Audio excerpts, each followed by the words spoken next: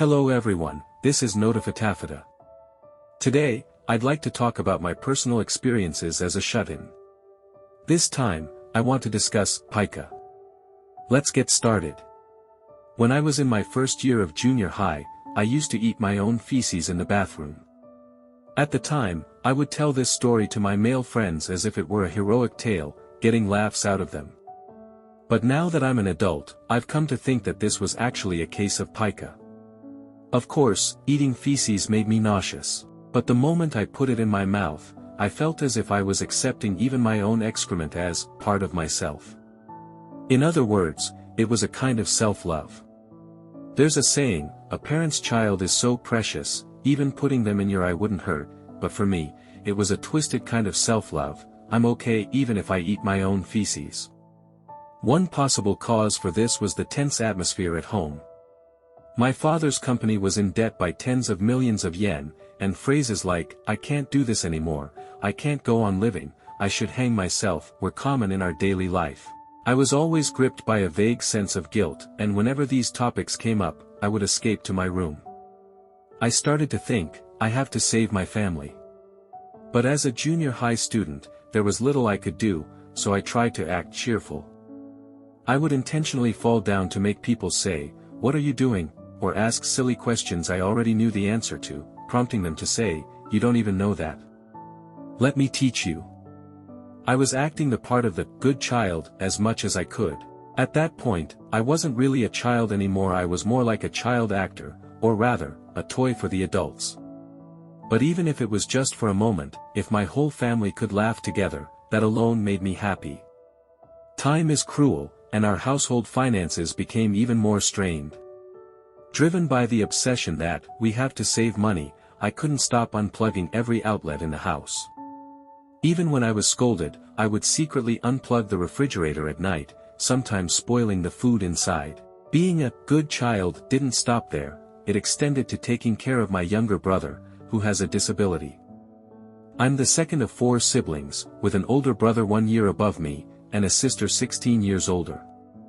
Neither of them helped with saving money or caring for our brother. Whenever it came to holding him, their excuse was always, "It's kind of scary." They were afraid of not knowing how to hold him, or of accidentally breaking a bone, so they avoided even touching him.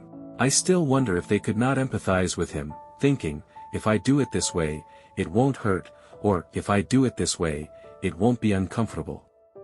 When they spoke to him, it was just a formal greeting, as if he were a stranger. This kind of family environment placed a heavy burden on me alone, leading to a repressed adolescence where I couldn't complain or express my feelings. At first, I started acting out at school, but gradually, I became interested in my own excrement. Even at 13, I developed the technique of observing myself from above, eating my own feces in the bathroom and feeling a sense of excitement. At first, I would lay newspaper on the bathroom floor, place the feces in my palm, and break it apart. As I flattened it out and examined the undigested food, I gradually became curious about what it would be like to put it in my mouth. The smell and taste were terrible, so bitter it was inedible, but my lower body would react, and I remember feeling as if ecstasy was pulling me back to life. A few years ago, there was a case where a junior high or high school girl living alone killed her friend, cut open her stomach on the bed, and looked at her organs. The news also covered her family environment and psychological evaluation. Police officers and adults in society seemed to interpret it as, her mind was broken by a complicated family environment, and her curiosity went in the wrong direction. Perhaps this is the ultimate form of distorted love. I wonder how she is living now. As for my own habit of eating feces, I was never diagnosed at a hospital, but I think it would be called pica. Generally, it's rare for a junior high student to try eating their own feces. I also had other unusual sexual preferences. In the bathroom, I would often insert an entire toothbrush into my anus. Brushing the inside of my colon made me feel as if something was invading my body, giving me an indescribable sensation. I also couldn't stop inserting and removing toothpicks into my urethra. When I got bored of the toothbrush, I sought even stronger pain. Besides curiosity, children may eat their own feces to attract attention from family or friends, due to developmental or behavioral disorders, or because of stress and anxiety. If anyone thinks everyone has at least some experience like this, then perhaps their household also had some kind of significant stress. Today, I talked about my experience eating feces, but among those watching this video, I imagine there are people who, in their adolescent years, kept wearing makeup despite being repeatedly warned by teachers, refused to stop wearing short skirts, drew tattoos on their arms with ballpoint pens, got piercings, or smoked and burned themselves with cigarettes. These behaviors may look different from mine, but the underlying message is similar: a kind of anger with nowhere to go. So, what should we do? How can these symptoms be alleviated? First and foremost, it's important to make the home a place where you can relax. The greatest filial piety is for children to become independent, but the reverse is also true. Parents should create an environment where children can relax at home. When parents live beyond their means, that distortion shows in their behavior. Imbalance in income, workload, division of housework, or having dreams and ideals that are too big. These pressures can also affect the children.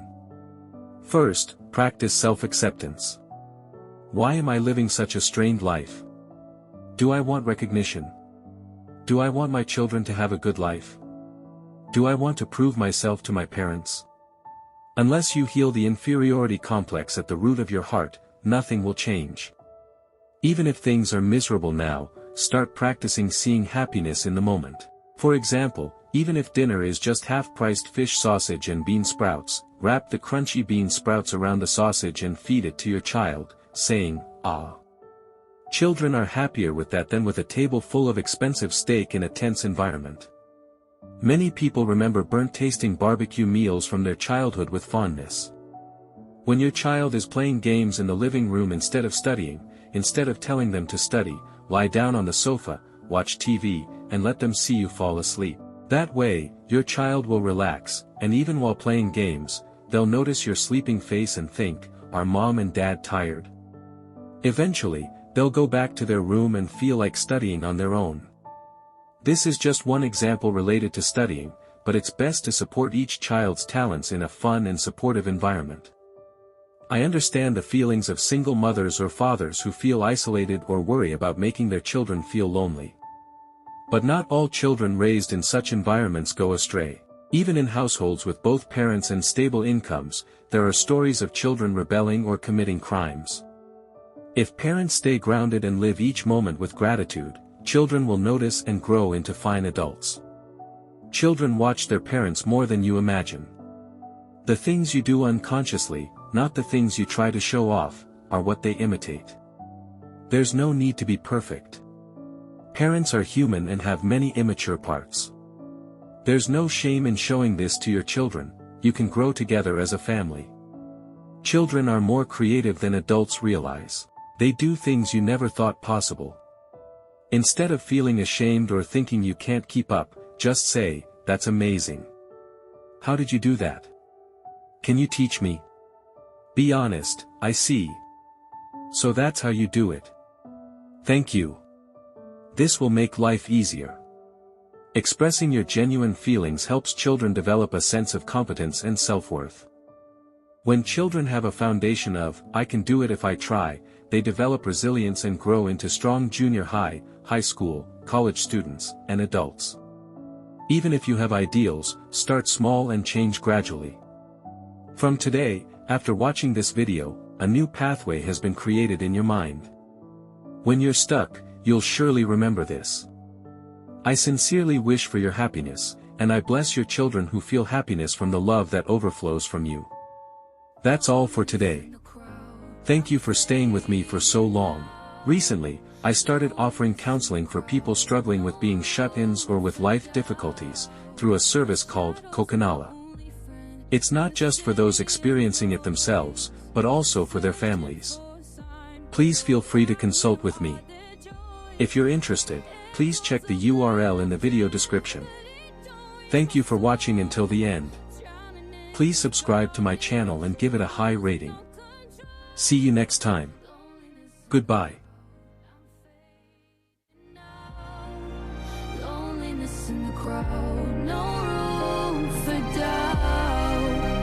All these flashing lights, but none to light my way. Silent cries for help, they only push away.